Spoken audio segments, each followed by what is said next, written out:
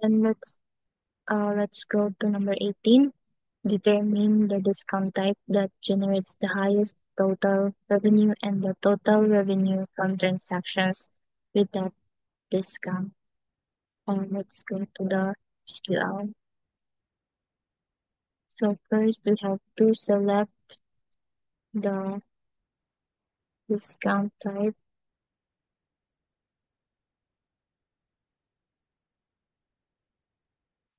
the sum of price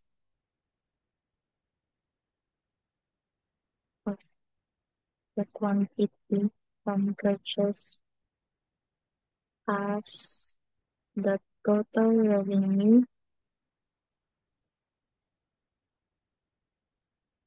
and then it's from the discounts.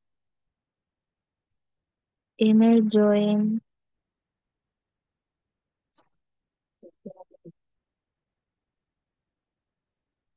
transactions T on T dot discount ID equals T dot discount ID, and then inner join from purchases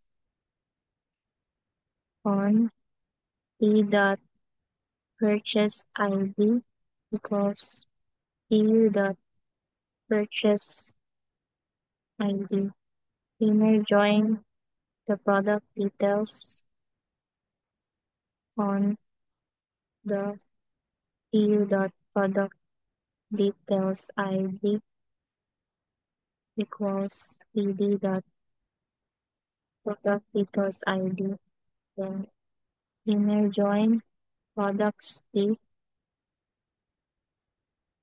on TB dot product ID equals P dot product ID group by for this by total revenue in a descending order. Limit to when let's try. So the discount type is the holiday discount and the total revenue is 800.